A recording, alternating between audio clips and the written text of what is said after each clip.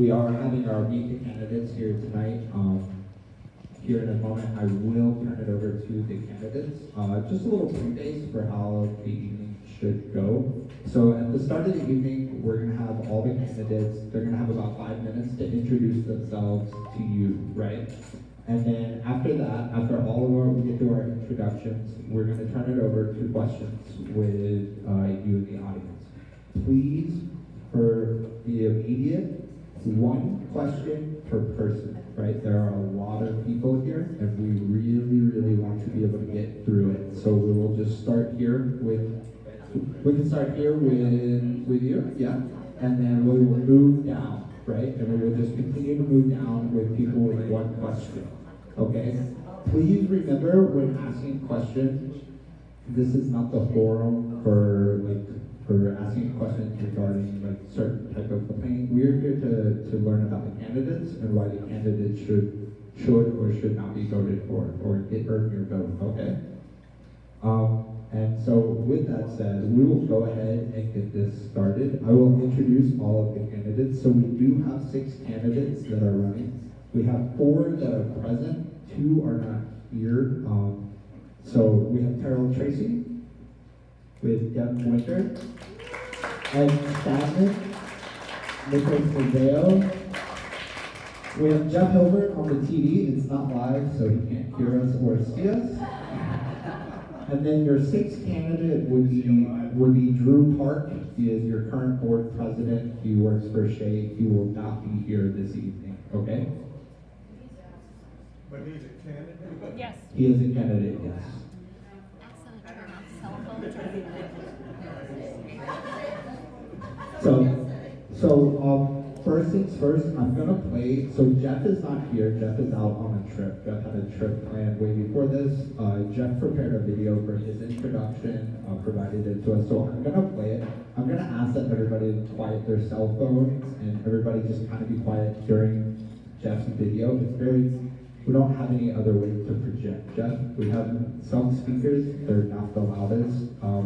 This is also being recorded and will be posted to be viewed on my Trilogy after the meeting as well. So with that said, we will get started.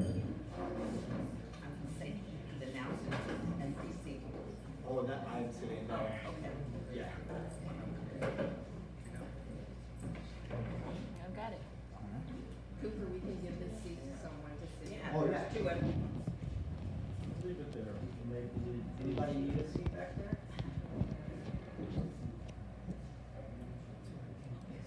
Hi, I'm Jeff Hilbert, and I'm running to represent you on the Trilogy ULA board. My wife Cindy and I moved to Trilogy about 3 years ago from Dana Point, California. In the time since we've been here, I've had the pleasure to meet and get to know many of you. If I haven't met you yet, perhaps you'll recognize me from an event at the club, various exercise classes I attend, or you might be aware that I'm the chairman of the board's transition committee. I'm sorry we can't be there in person with you tonight. We're in Europe on a long planned cruise and vacation celebrating my birthday. Or at least that's what my wife tells me the real reason is that we're here. I would like to ask for a few minutes of your time to listen to this video so I can tell you why I'm running for the board, summarize my background and qualifications, and present some reasons that I think I deserve your vote. When Cindy and I decided to move to Trilogy, we decided this would be our forever home. It probably does not make us unique among the homeowners here. However, the depth of our personal commitment to the community provides strong personal motivation to ensure that the community remains healthy, stable, and financially sound. It's for this reason that when the board formed the transition committee in April this year, I volunteered to be a member and subsequently volunteered to become the chairperson of the committee in June. The charter of this committee, simply put, is to accomplish various business and financial tasks that are associated with the transition of community ownership from the developer Shea to the ULA. After 4 months of effort, I'm happy to say that we made excellent progress. We're either on or ahead of schedule in all of our tasks, and we've received substantial feedback complimenting the quality and quantity of our work. In addition, for me personally, my time on the committee has allowed me to interact extensively with Shea personnel, the ULA attorney, the current board of directors, First Services, and Blue Star, as well as giving me in-depth, detailed knowledge of all the business dealings of the ULA. A little bit about me. From a background point of view, I spent 45 years in high tech, 30 of those in the executive suite and 15 in various CEO roles. I've served on 12 boards of directors and advisory boards, and as a serial entrepreneur, I've started 5 companies with 2 successful exits today. This experience has shown me and given me a detailed understanding of the trust and fiduciary responsibilities that are implicit in dealing with other people's monies. It's also gave me the opportunity to maintain shareholder trust and confidence, which I've done without exception throughout my career. As an engineer, I'm good at integrating data, top down and bottom up, and arriving with actionable information that can be turned into differentiated conclusions. I think you will find that I'm self-initiating, multitasking, reliable, and a team player. I have excellent leadership and interpersonal skills, and I'm an experienced and confident public speaker. On the personal front, in my leisure time, I enjoy all sports, reading anything and everything, playing guitar, and participating in various Trilogy exercise classes. So, why am I running for the Trilogy ULA? The answer is simple. I desire to contribute even more than I have today and to do so at a higher and at a broader level. My activities on the Transition Committee have already demonstrated what I can contribute to the community, and the experience and knowledge I've gained means I have virtually no learning curve as a new board member. I can hit the ground running. As your board member, I commit to protect the interest of the ULA membership, that is your interest, provide leadership and governance for the community, and to being available and responsive to you and decisive as a board member. I'd like to thank you for your time listening to this video. I hope that the information that I've given you has convinced you to vote for me, or at least I've gained your strong consideration to do so. It's an honor to have this opportunity. Cindy and I look forward to seeing all of you again when we return home to Trilogy later this month. Thank you for your time.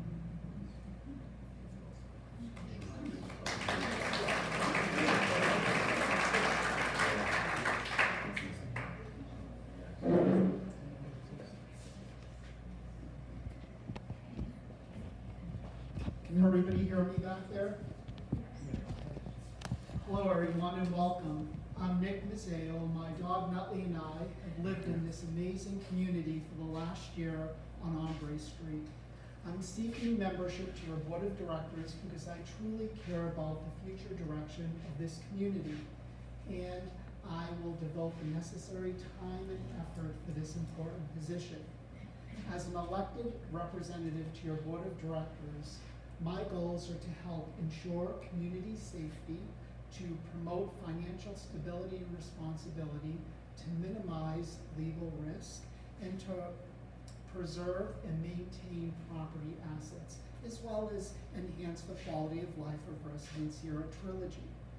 I served 30 years in the United States Navy Dental Corps, having many leadership roles. Additionally, I was the board president of my association in Maryland for close to 3 years. And during that time, we underwent the transition process similar to what we're doing right now. And we also utilized First Service Residential as its management company. I currently serve on the transition committee, and I feel that these experiences would benefit and be an asset to the board of directors, specifically during our change of control from the developer to the UOA. I'm a team player who will listen to and value resident input. I believe in open communication, transparency, and will foster good working relationships with representatives from Shea, Blue Star, First Service Residential, committee, and other board members. Ultimately, the reason why I'm seeking a seat on the board of directors is to positively impact, serve, and represent you, the community, so we all can continue to enjoy living in this special place we call home. I appreciate your attention and would appreciate your support during the election.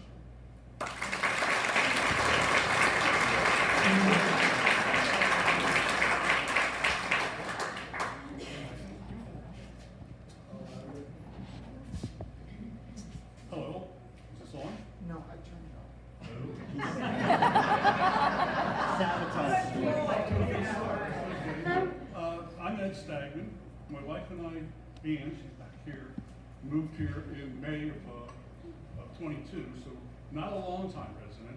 We live on Verada Street and really enjoy and love being part of this community. We moved here from New Jersey in 2020 and spent some time up the street in Fort Apache while we searched for the home that we really wanted to be in, and found it here. My background, I worked for 34 years at Saks Fifth Avenue in New York in a corporate role. And the last 20 I served as Senior Vice President of Operations for that company. Have a lot of experience in those, what I believe to be things that would benefit a homeowner-run property. Part of that, I did served as a fiduciary and manager running the company's retirement and 401k plans. So had a great deal of responsibility monetary-wise for over $1 billion worth of personal assets. And I took that very serious. Also served on the company's corporate operating committee, which operates very much like a homeowner's board. I had to work cross-functionally with lots of different people and opinions and seek compromise that sometimes worked against people and had to say no, and other times worked with people and had a lot of support. You can imagine those that I said yes to had more respect for me than those that I had to say no to. Works just like a board. Also ran all of the property maintenance programs for the company, responsible for over 200 different properties. So I have a great deal of experience with things like structural maintenance, roofing, housekeeping, heating, ventilating, air conditioning, parking lots, landscaping. So for over 200 properties, this I think I could fit in pretty well with our properties here. Also ran the procurement department. Procurement where we would seek third parties, a bid process, and then spend time evaluating, if they got the contract, spend time evaluating their performance. Again, something I think is very needed as we transition from Shea to owning that ourselves. I don't have, I think I should say this, I don't have a preset agenda. I don't have a pet priority that I'm interested in. I just want to be I want to evaluate things on their merit and make good decisions for all of us that keep us safe and low cost and keep our property values high. So I appreciate your support and I look forward to serving you. Thank you.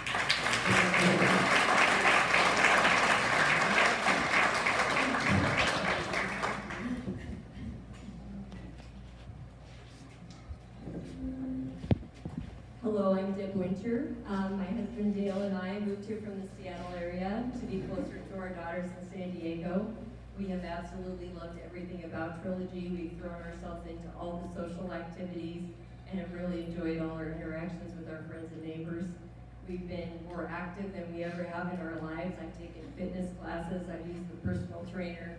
We've done the pool table, bocce, pickleball, and we even signed up for some golf lessons, so I'm excited about that. But I think it just helps us be immersed more into the community so that as members have an opportunity to see me or interact with me, they can let me know what questions or comments they have.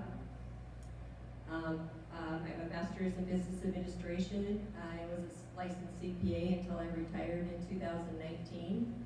I was a former finance executive at the Boeing Company. A couple of the roles that I had, I was the director of payroll and benefits accounting. I was responsible for paying 140,000 people, domestic and international. I was responsible for the accounting for the 401ks, pensions, and retiree medical. I was also the director of finance for Fabrication Finance. Fabrication is the largest supplier to the Boeing Company commercial programs. I had a budget of over $5 billion annually, as well as $200 million of capital expenditures. We had operations in 4 countries and throughout the United States. It's a different scale here, but it's all the same things. I was responsible for cost management, trying to find ways to reduce cost, looking at the life cycle costs of capital expenditures, looking at ways of putting together a budget and achieving that budget and looking at opportunities and risks to that budget. I have a strong financial background. I'm also the chair of the finance committee here. It's given me a great opportunity to really understand the financials in a way that probably others here don't. We've been working really hard on the finance committee. It's a great team, and we're continuing to make improvements there. We want to make sure that our financials are transparent for all of you. It's a clear inflection point, just as everyone has said. We're going to be transitioning. We need to go through the reserve study, and we need to put together a 2024 budget. Our 2024 budget will be the first time we have annexed 354 homes. It will set the precedent, I believe, for future budgets, so it's really critical that we have lots of finance acumen going forward as we transition through this period. I am committed to support each and every one of you in every way. If I'm elected to the board, or if I'm not elected to the board, I will still continue to support everyone on the board, the committees, the vendors, the residents, and others, because I will still, if not elected, I'd be still on the finance committee as the chair. I'd like to be open and transparent. I think we need communication to make sure you all know what's going on all the time. And I would like to be open and communicative with all of you. And I would appreciate your vote. Thank you.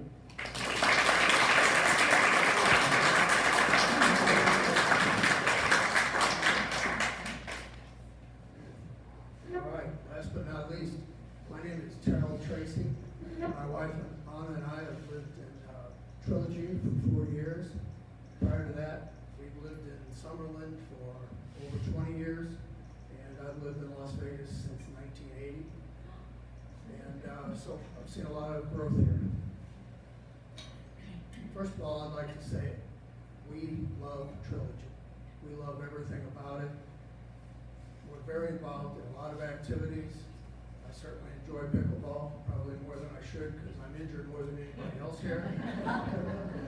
But I love it. We love the activities that take place in this clubhouse.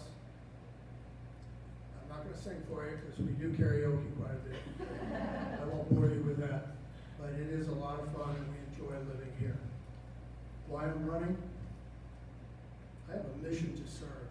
Not just serve on the board, but to serve in life and to serve other people. I enjoy doing that. It's been something I've always wanted to do. As far as being on the board, I believe that the things that I've done in the past would lead me to be a good candidate to be part of this board. Ed stole a lot of my thunder because Ed and I worked together for over 35 years. I was at Saks Fifth Avenue for 11 years. And in that time, he and I worked together quite a bit, him refusing my budget and telling me to go back and do them again. But so learned a lot about high-end retail. And I don't know how many of you here are familiar with the retail business, but it is an extremely diverse business. You have to know a lot about everything. And so I used that 11 years with Saks Fifth Avenue and parlayed that into 23 years with MGM Resorts, working my way up to the Vice President of Retail Operations. I spent 5 years in corporate retail, and in that time, I was overseeing all of the properties for MGM Resorts, all of loss prevention, all of the distribution centers.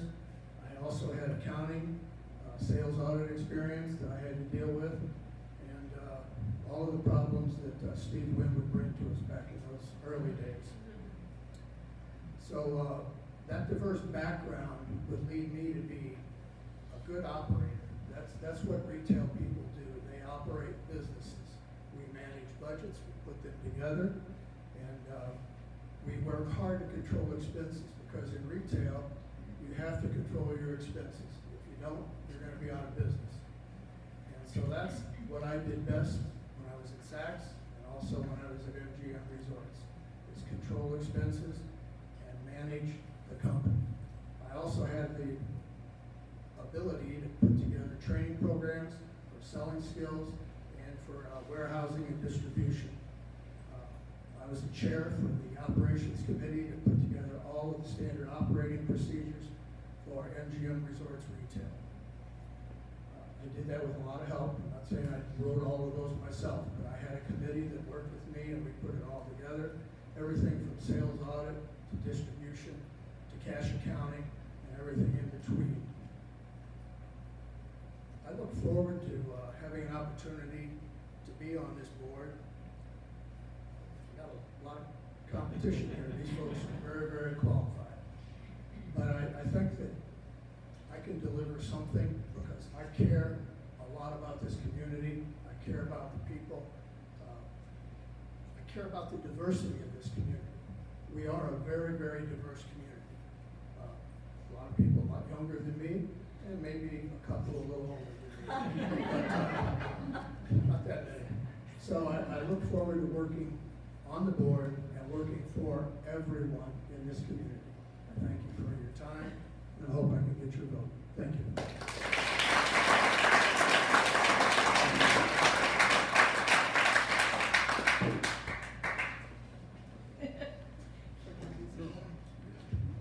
All right, so now we're gonna open up the forum to you guys, to the audience. Like I said, we're gonna do one question per person. I'm sorry about this one. I'm not raising my hand. So please keep in mind one question per person, and please try to keep your questions general so that all the candidates have a chance to speak on the questions that are asked, right? Please try not to direct your questions at one person. That could end up being really quite time consuming. We would really like to give all the candidates a chance to speak on the questions that are being asked. So.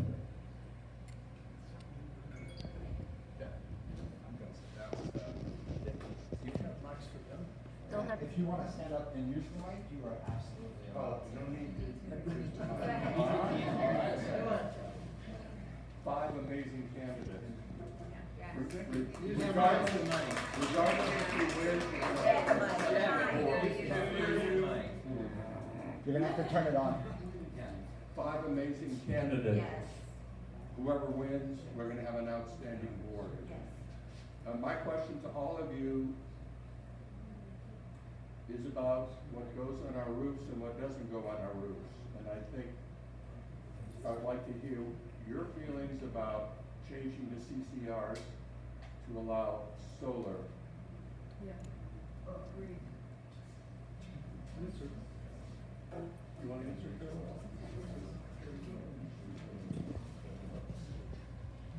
Well, I can honestly say, I'm not aware of other 55-plus communities or HOAs that have flat roofs. I think it could be a challenge to install solar. Plus, if we damage the membrane on the roof by installing the solar or by installing dishes for satellite, I think we run the risk of having a bigger issue long term. That's my thought. I would think we'd want to have some experts come out and assess whether it's an option. I think when we were talking about the pool earlier, there was some talk about could we do solar? And in that case, we would have to look as well. Could you do solar to help heat the pool or cool or heat this area? Again, I think we need to bring the experts out. I think we should explore it, or could explore it. I will say this, when Ian and I were homeowners in New Jersey passed several financial incentive laws that made solar very attractive. It was very attractive until we explored it. And then you found out that the only ones really making money on solar were the people installing the solar. Any extra energy, they had the opportunity to sell it. And so, at least in the one I explored, it flatlined our electrical expenses to a 12-month average. So it didn't cost us anything more. The company spent the financials to install the solar, but any upside they took. So before I would sit here and say solar is the way to go, I think it deserves a real hard look, an examination of the ROI and what risks are associated with it. As Carol said about the membrane and other things that are maybe hidden, that on the surface it looks like gold and underneath it's coal. So I would just say let's be careful. I would first survey the community to see if there is interest in that, so that the voice of the community could be heard. I would also then enlist experts to come out and evaluate whether or not it's feasible in our property. It may not be feasible for every single homeowner's unit, but it could probably be feasible for the club room and potentially to heat the pool. So that would be the approach I would take.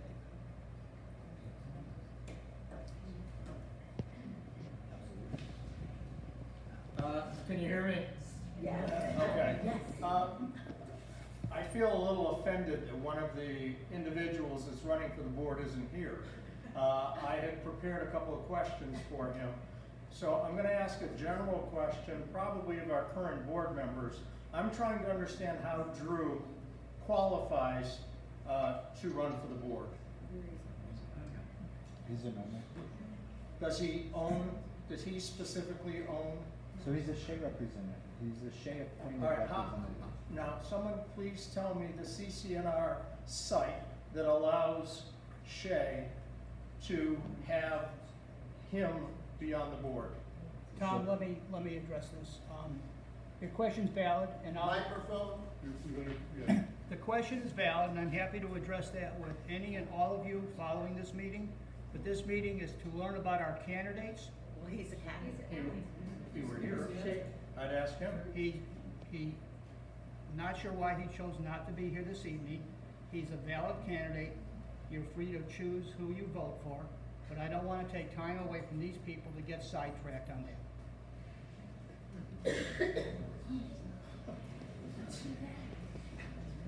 There's a question over here. Here, you can use this microphone. They own homes. So they are technically homeowners.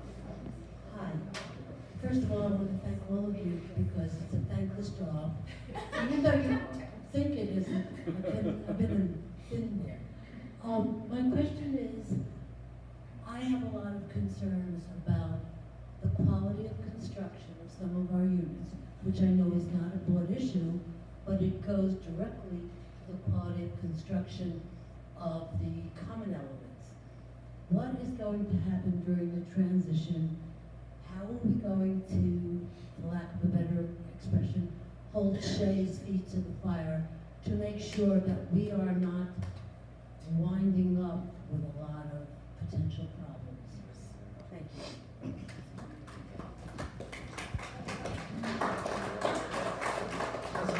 As a member of the transition committee, you will find that within the next couple of weeks, you'll all be receiving a survey, in which case you'll have the opportunity to express your concerns regarding the interior of your home. So if there are common themes associated with these defects, we can then bring it to the table when our attorney negotiates with Shay's attorney. After that, you'll be receiving a survey for the common element spaces. And we're going to enlist, it's going to be a community-wide effort because this community is huge. And there are a lot of things from fences to improper planting of plant material that is now dying. So there's going to be a lot of activity, but the negotiation occurs from our attorney to Shay's attorney, and the transition committee will ensure that all of your opinions are valued and listened to because we want this input. Because at the end of the day, when Shay leaves here, which they just started to build the last home, so it's gonna be 14 months until Shay leaves, and then the transition will probably go a little bit beyond that because we want to ensure that the common element spaces around that last building are also in good standing. So Shay's gonna be here for a while. We will have time to listen to everybody's input, gather information, and then speak to our attorneys. We also are going to hire a engineer who's going to look at the structural and mechanical operations of this facility. This facility here that we're in is probably our most valuable asset. as well as the roofing and other large items in the community. So these things are carefully being looked at.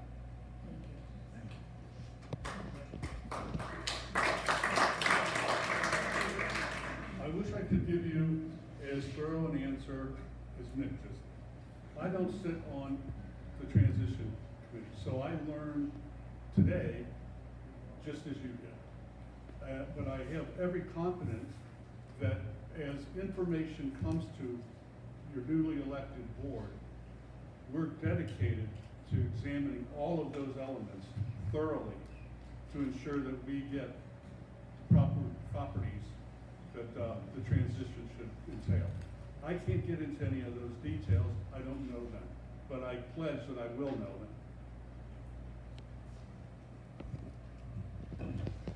Shade's an ongoing concern, right? It's a business that needs to be profitable going forward. They have to provide good quality construction, and they want to leave behind in their wake strong associations, right? They want our UOA to be strong financially. They have an obligation to us over the next year as they're continuing to build, but they have an obligation beyond that for the next 8 years, my understanding, if that's correct. So we understand the construction as it's gone along. It's been a period of years, so we know kind of what some of the flaws are in the older buildings.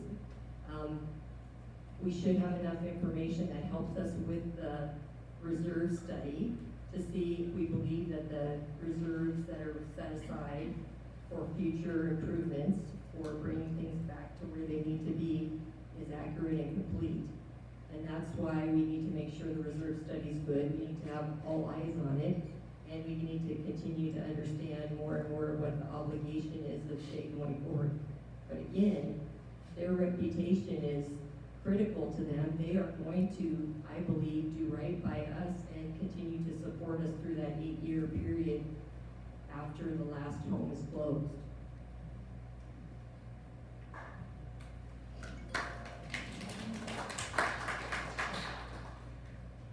My wife and I have been extremely happy with Shay. 4 years ago, when we moved in, they were extremely responsive to every issue we had. They took care of some things that they probably didn't have to take care of. So I'm happy with what they've done for us, but I do know a lot of other people that have had many issues, whether it's HVAC or structural issues. And so I, like everyone else here, we're concerned about the longevity of our homes and how they're going to last and how they're going to hopefully withstand the elements.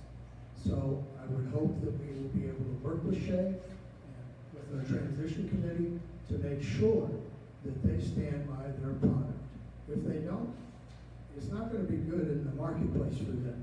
So I'm pretty hopeful that they will step up and do what they should do. Thank you.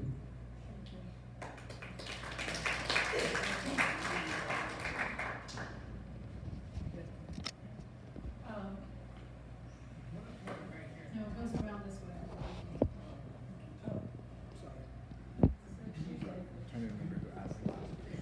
It was Alice. Me? Yeah. Okay. Stand I up. might need a microphone. You're gonna need.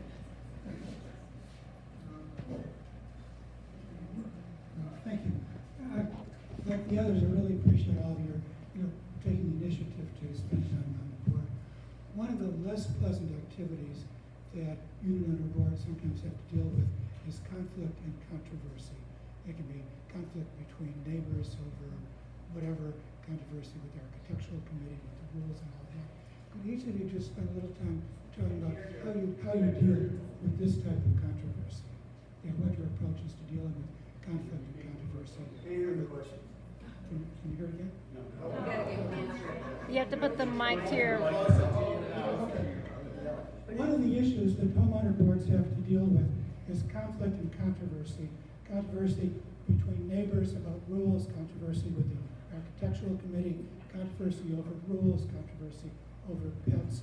And so I'm asking the board members, potential board members, if they could talk about how they deal with conflict between neighbors and what their approach would be to dealing with these types of conflicts and controversies.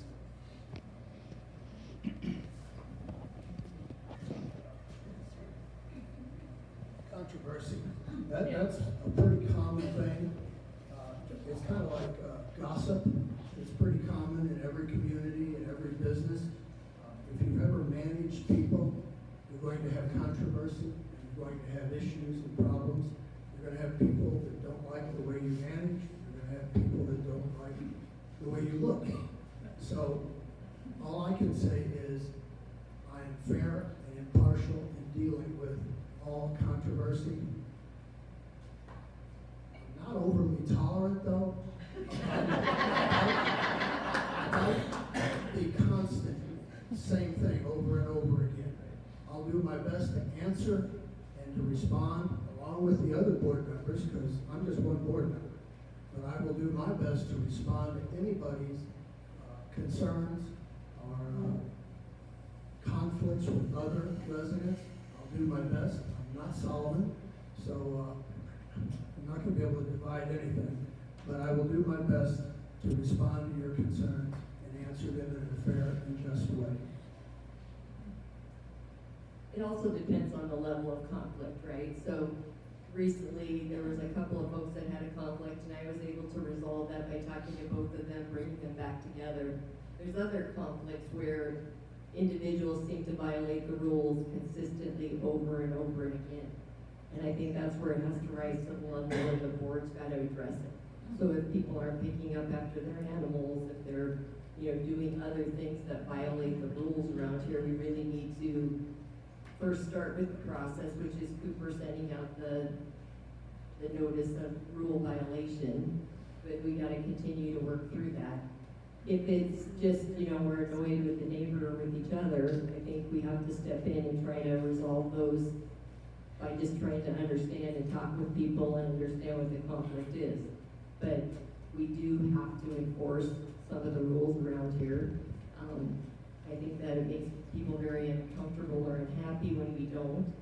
So, again, we all live here together. We're all getting older. We need to, give each other space and try to bring the temperature down a little bit.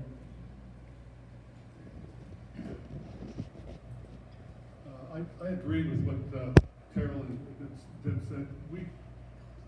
A lot of this is all emotionally based, and what needs to happen is an explanation with taking emotion out of the discussions. We have rules. What we don't have, in my opinion, is a good way of ensuring compliance. That falls on every individual, and some people may not be aware of what the rules are. An explanation of what that is may ensure better compliance. I love what Cooper's been doing recently in sending out information. It's very informative. It allows people to know, hey, I'm not following the rule. So, and I'll confess, one of the things that he sent out a while ago, I was in violation of. I didn't realize it, but I have a big truck, and my truck was hanging over the paver, a little bit on the sidewalk. Since then, I've had to pull it closer to the garage door, which is a little bit challenging. But I think I'm in compliance now. And it was an explanation that was made to me that got me in line. So I don't know if it made some of my neighbors mad. Nope. But, yeah, Gary's my neighbor. I don't know if it made them upset. But if it had, just bringing it to someone's attention can sometimes resolve the issue and take the emotion out of it. I believe communication is key, and acting as a team member on the board, I think we would meet and first try to resolve the issue on the lowest level. I think education, as Ed pointed out, is very important because a lot of people may not realize they're violating the bylaws or the CCNRs. So I think education is really important, and maybe on a monthly basis, Cooper may consider sending out portions of the CCNRs so that people are aware of what the violations are. And if someone violates something, I think they should be held at the same standard as everybody else in the neighborhood. So if one person has a sign in front of their home and another person gets violated and the other one does not, I think it needs to be fair across the board.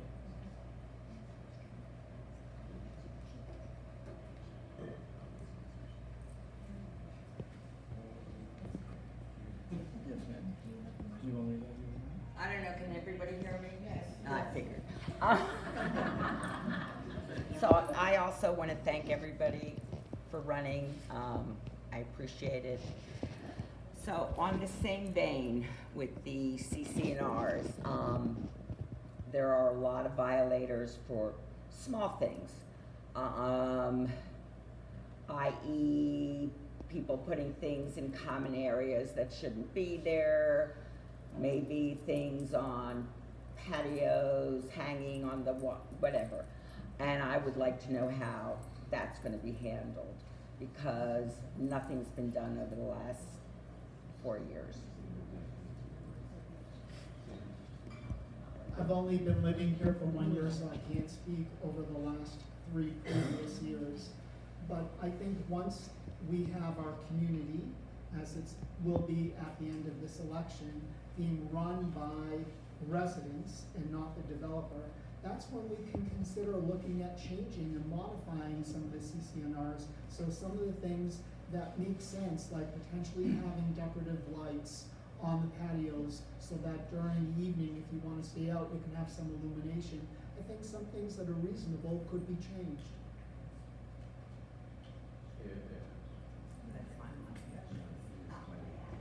Yeah, I agree that we need to examine those rules and see if the majority of the people still feel those should be enforced. But as I said before, we have a lot of rules. What we don't have is no, I won't say foolproof, but a real way of enforcing those rules that allow everyone to enjoy the facts behind why those rules were created. We need to educate and get cooperation. And I know that is a big challenge, but it starts with, do these rules make sense?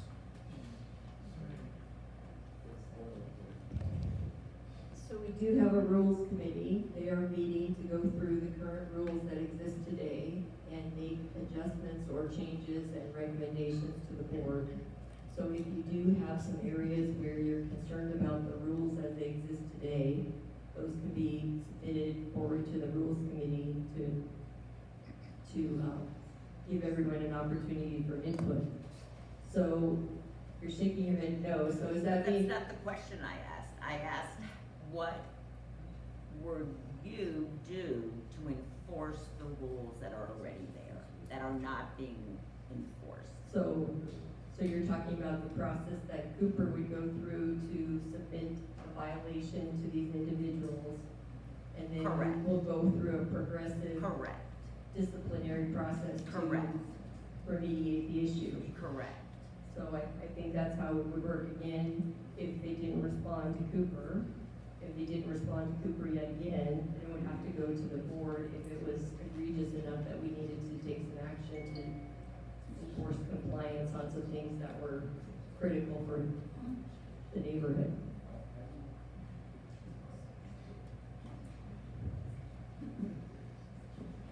If we have rules, they should be followed. If we don't like the rules, we should go to the rules committee and try and modify them or get them changed. That's the way I see it. Cooper has a huge job in trying to handle all of the various violations that go on. I think what Ed said is correct, though. I don't know if there's enough teeth in the rules to get compliance, unless you're going to continually, how long do you write somebody up about their dog? I don't know the answer to that. But I think we have to investigate that and come up with some decisions as a board and as a rules committee on how we're going to address the habitual violators.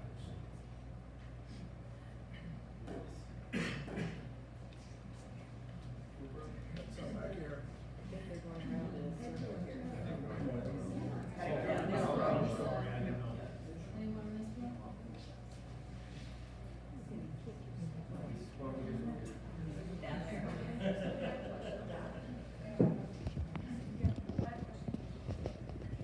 So I have a question and a statement. We had board members here in the last year who worked incredibly hard.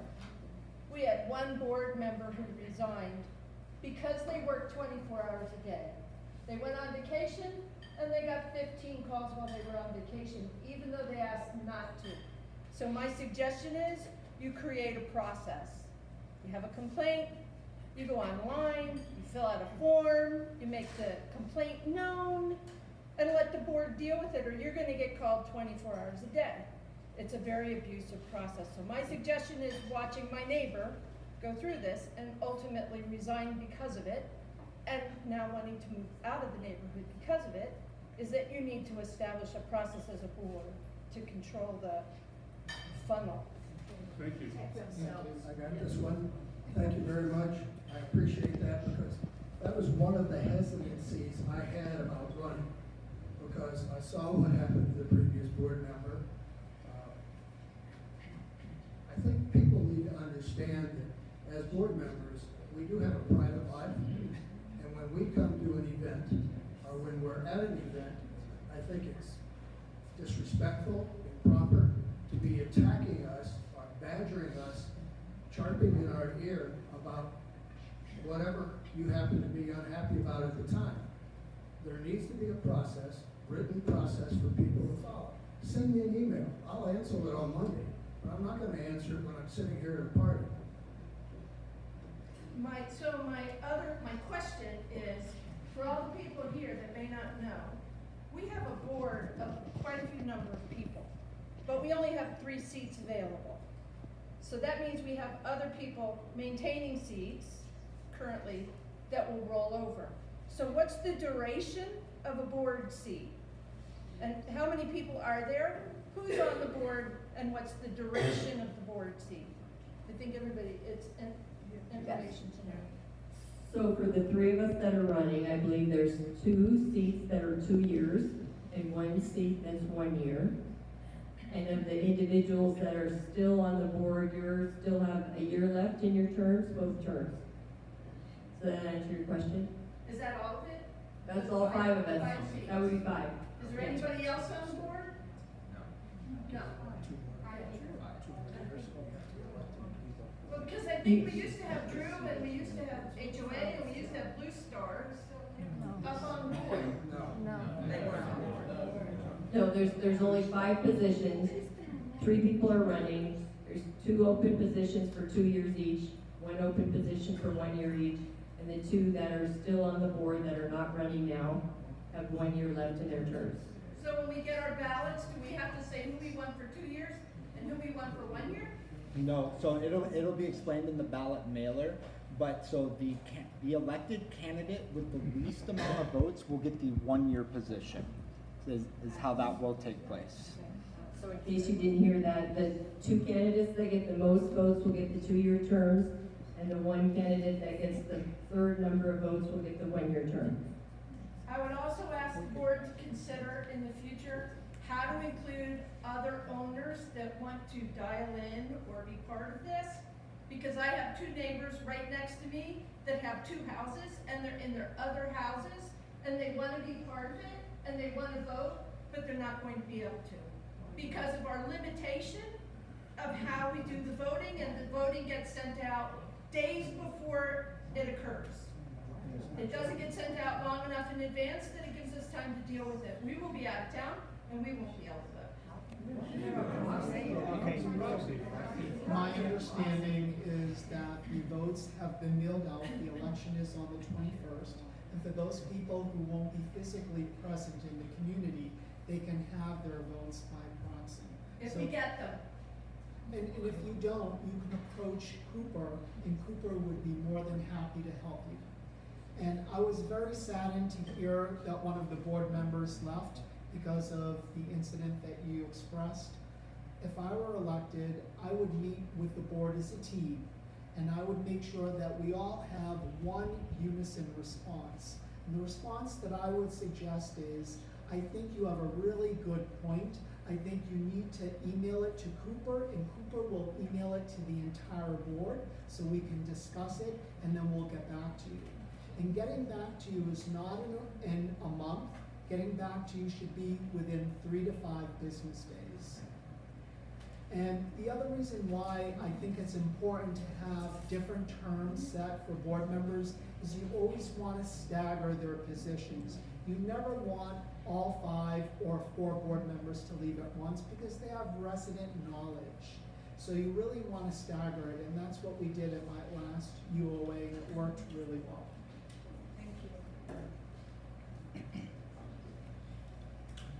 And I do think it would be great if we could find a way to electronically vote. We're talking about in the summer in the desert, right? People are gone, they're on vacation, they're in their other homes, so it would be really nice if we could do this electronically versus the method that it is today, because I think what you're talking about is unless you physically have that ballot in your hand, you cannot do a proxy. We don't have it. You should have it tomorrow. Well, nobody's here. We're leaving Saturday morning, so. Tomorrow is.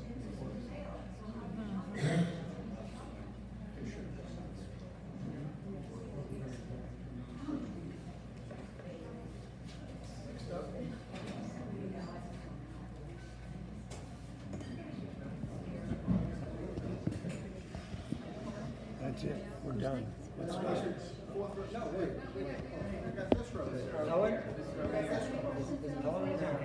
No, it goes right here.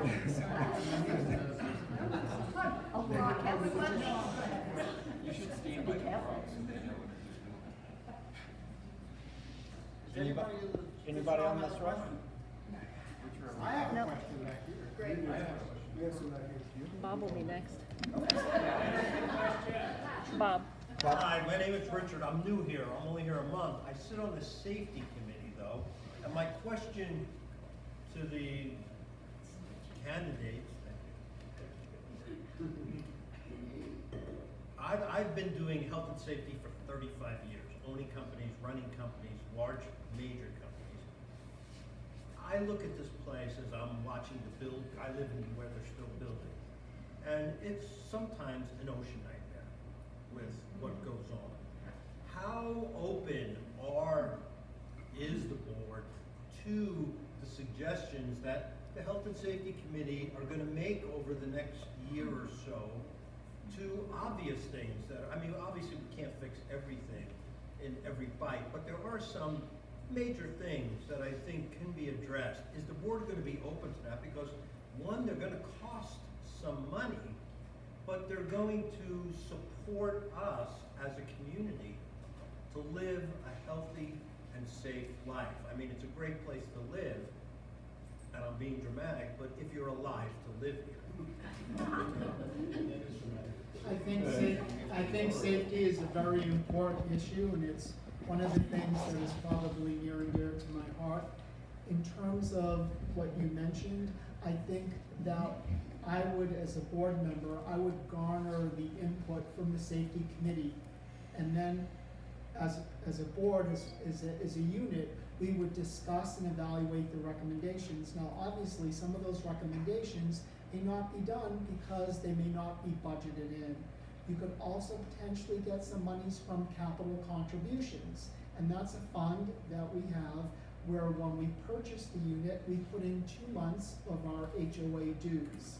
And that everybody has that, whether it's a resale or whether you're the original owner. So some funds could potentially be garnered from that.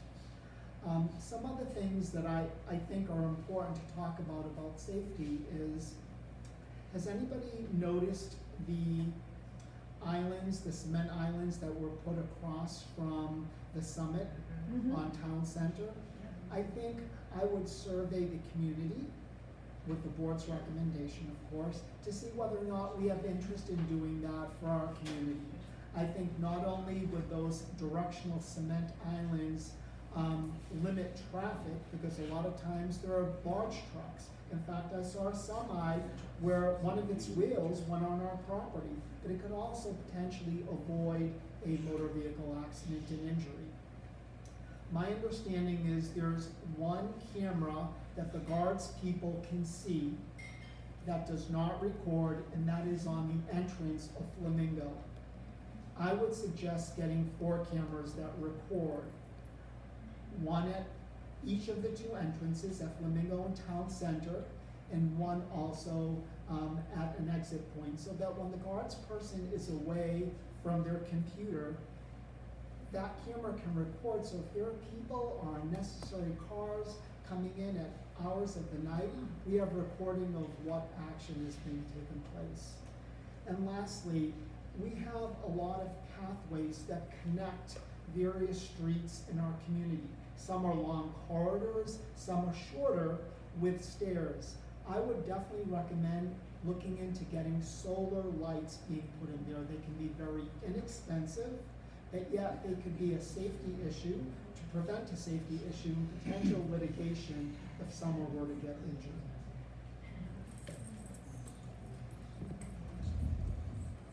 So Richard, we do have budgeted line items in our budget for health and safety, so I think if there's items, you should bring those forward for the board to consider. When I first heard you talking, I think you were talking more about Shay's safety, and if we think Shay's not operating in a safe manner for themselves or our residents, we need to bring that to their attention and have them fix that immediately. But, okay, that's good. But for anything else that we think is really very critical to our safety and well-being, you should bring those forward to the board for us to consider. We will. You will, We okay. submit it to our coordinator, it will go to the board, whenever the board is elected.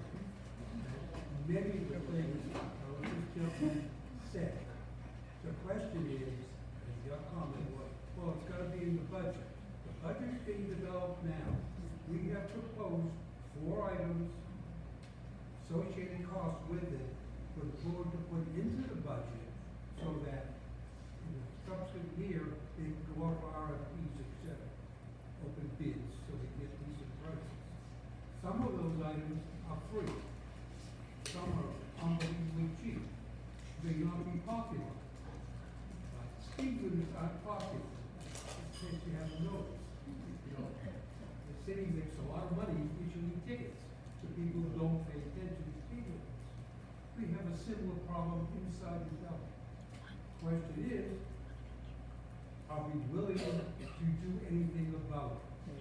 Are we gonna wait until it's the town? And that's what we'd like the board to do first. If we feel they rise to the level that it could seriously injure or kill one of our residents, we have an obligation to bring that forward to the board and have the board find the funds to support that if it is that dangerous.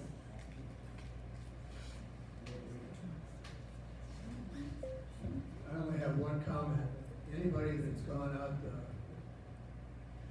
the town center entrance anywhere between 6 a.m. and 8 a.m., you better have a lead foot and pray that you're not gonna get hit. So Nick's idea of doing what they've done at the summit is excellent. I gotta imagine it's pretty costly, but I think it's an excellent idea. And whatever the safety committee brings forward, I think needs to be carefully evaluated and see if there's enough funds to do what they're asking for.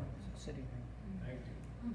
My hope, Carol, is that Clark County will foot that bill because it is a public road. So I'm not sure if that has been looked at, but it's something that I think the new board needs to address.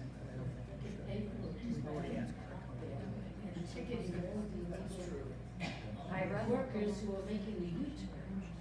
I'd like to change the tone a little bit from issues to function. How do each of you see your role as a board member versus the management company's role as managing the neighborhood?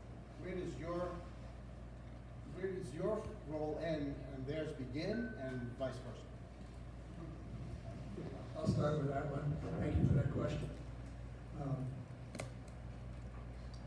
As I said in my intro, I've been an operator. I've run businesses, I've managed people, and I think I would first like to spend a lot of time with Lita and Joel and find out more about Blue Star and how they operate. I would like to investigate all of their costs to see how those costs are being handled in our community.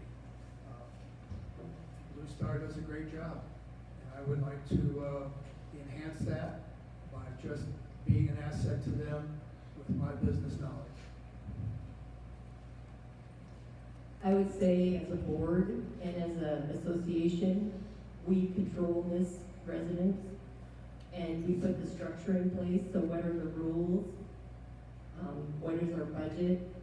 all of those different components, and Blue Star and First Service Residential support us in those efforts, and they continue to work to do the same goals and objectives that we have.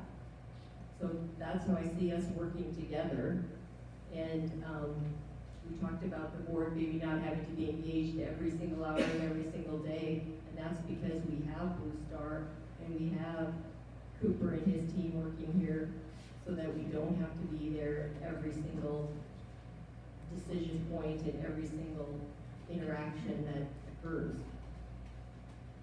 Yeah, I agree with you, and I would say, if I'm fortunate to receive your votes, my first goal would be to meet with the various committees. I'd like to understand what are the priorities of those committees, because they're representing your thoughts, and if we're not aligned with your thoughts, I have to hear that from you as well.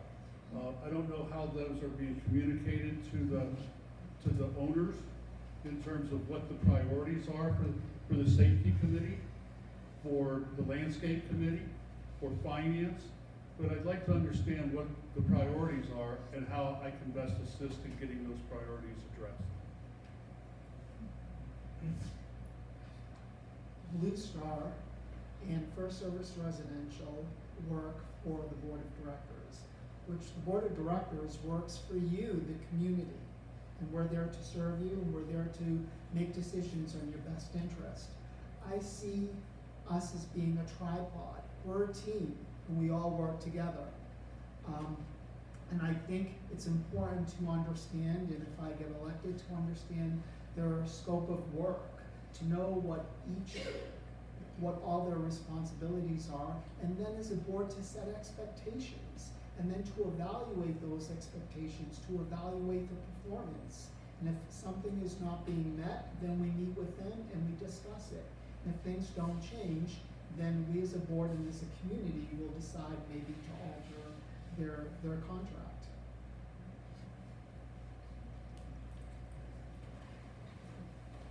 Okay, I'm a new resident. I think they missed one.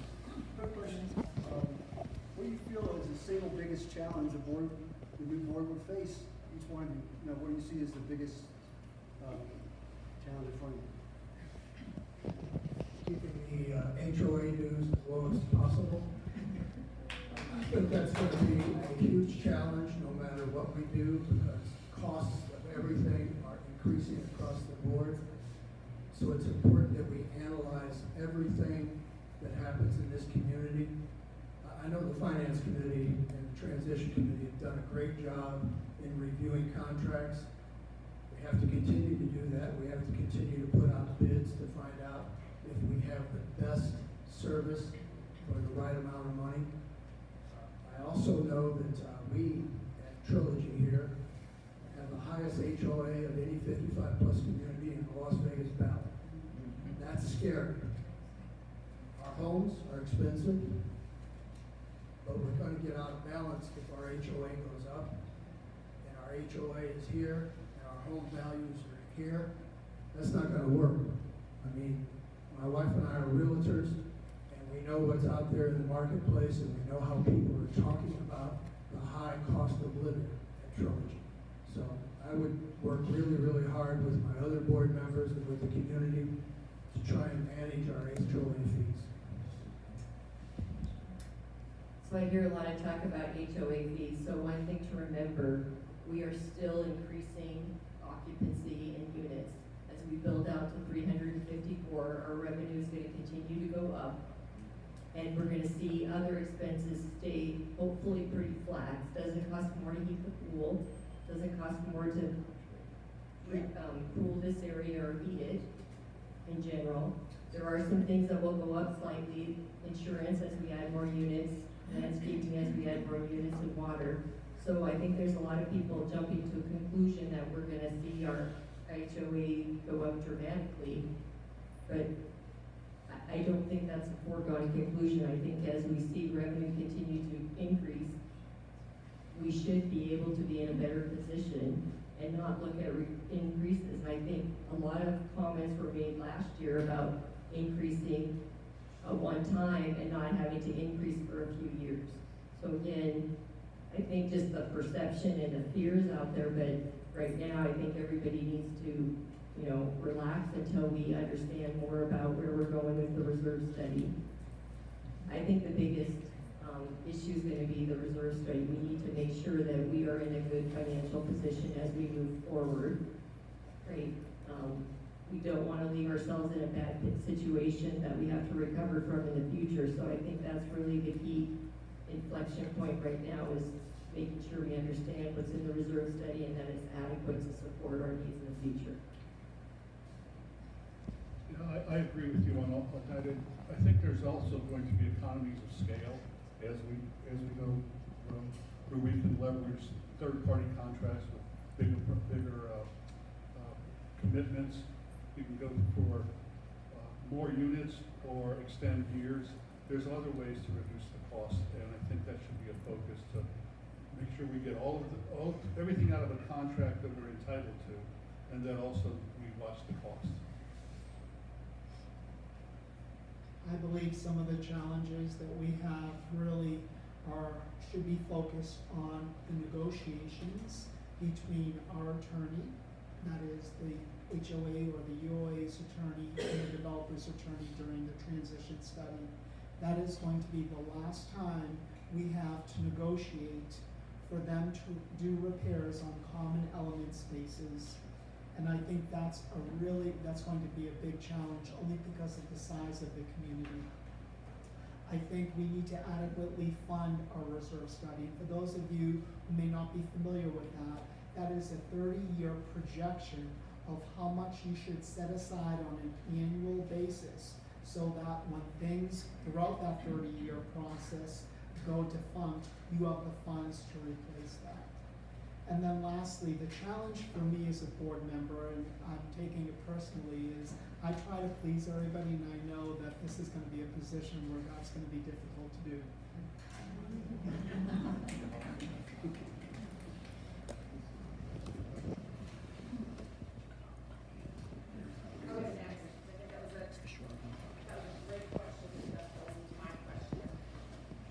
I would really love to hear from each of you what you believe the reserves should be funded to. And I'm not looking for adequate, I want a number. 50%, 70, 80, 100? What should it be? I think ideally you would want 100% funded, though I'm not sure that is something that any association can do, specifically in our infancy as we are, and specifically since the increase of our UOA dues were what they were last year. My belief is 70 to 80% funded. At our level right now, where it's a fairly young community, would be adequate. I think if we were to fund it 100%, we could bleed funds that may not necessarily be needed at this point. I also think that some funds could come from the capital contributions. You can fund a budget from that, and you could also fund some of the reserve studies from that capital contribution fund. I'd ask our finance gentleman to tell me what he thinks is the right number. Deb is actually the finance chair. Oh. Well, I'm not So, letting you talk. it's a great topic, so I'll give you just 2 minutes of information on the reserve study. It has been conducted. Jerry and I are working with the group that did the reserve study right now. We, as Deb said, we are 80%, 75 to 80% built out at this point. We have future revenue coming in when those other 70 homes are sold. So the revenue stream is going to increase, which puts less burden on everybody else that's currently here. Because we have a higher population, more people contributing. Expenses are going up, everybody knows that. So we have to be somewhat careful. But the reserve study is going to be, we're meeting with the person 21st. in 2 weeks. And we've asked that person to give us multiple scenarios at different funding levels, Christina, to then for us to decide what is the best level for us today to go forward.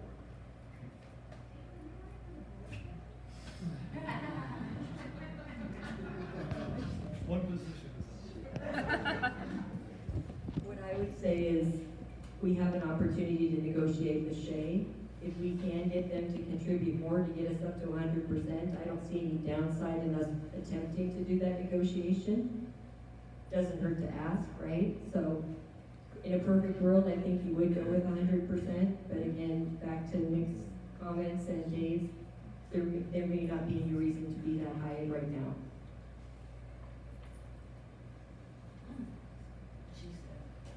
I don't think I can say anything else, Dave, Deb, Nick, I think they said it all.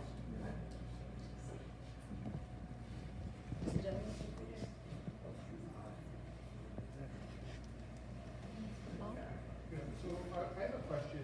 Between the 5 board members, what's the scope of decisions that you can decide as a board compared, and what decisions get put out to vote to the association members?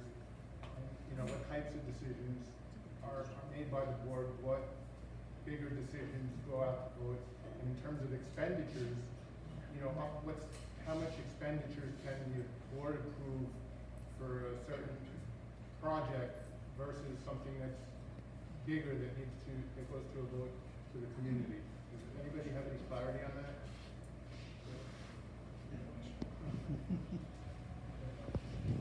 Well, as we put together the 2024 budget, the community will get input that they will provide to the board, and the board will approve that.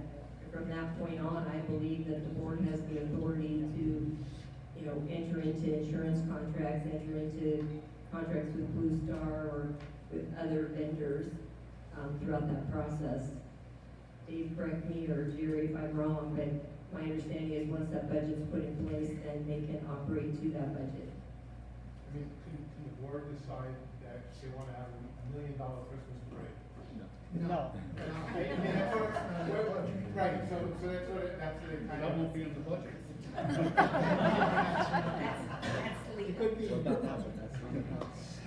And you'd never get 5 votes to support that. You would get the 3 you would need to support that. So again, you know, they have a fiduciary obligation to the association to act on the best behalf of the residents. Yeah, interesting, really regulates a lot of that. Bob? Yeah, I'm Bob. Can't hear you. Oh, I need the microphone. Come on up. You gotta come on up, bub. Come on down. Keep it close to your mouth. I was just gonna ask the board. Closer. I was going to ask. There you go. the board if you would consider meeting every other month, because we're going through this transition phase and there's a lot of work to be done. And you've talked a lot about accountability and communication, but I can tell you, in the former board, there are some things that took months to get done that were fairly simple.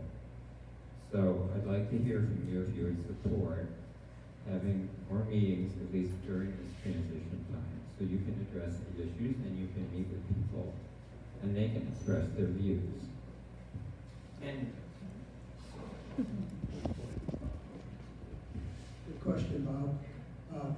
I have no problem meeting monthly, bi-weekly. I'll meet whenever we need to meet in order to resolve and move forward on any project. I would support meeting every other month as well. I mean, just to give you an example, the finance committee is meeting 2 times a month till the end of the year. We think there's just that many important issues to resolve, so, yes. Yes, when I decided to seek this position, I realized that the commitment would probably be more than historically because of the challenges of this transition. So I'm more than willing to meet as often as necessary. I would agree with what Ed said, during budget season, this is really the start of budget season. I think it's important for our board to meet on a monthly basis, because I think the community needs to understand what the budget will be. You'll be sent a draft, you'll be able to respond to that, and I think it's important to ensure that the budget is adopted and ratified before the end of the calendar year. At one of the communities that I was familiar with, they didn't adopt the budget until January. And I think it's really important. Preparation is the key. Budget season, from my standpoint, having been a board president for 3 years using First Service Residential as the management service, it starts in June. That's when First Service Residential and Blue Star should be putting together their draft. So then it's submitted to the Finance Committee, then it goes to the Board of Directors. So you're not rushing at the last minute in December to try to ratify the budget. I think preparation is the key. Yes. I just want to add one more thing. I think it's important that we meet more often, because we're all strangers to this process as well. And we've got 2 members that have experience. So I think we need to learn about each other in order to be successful in representing you.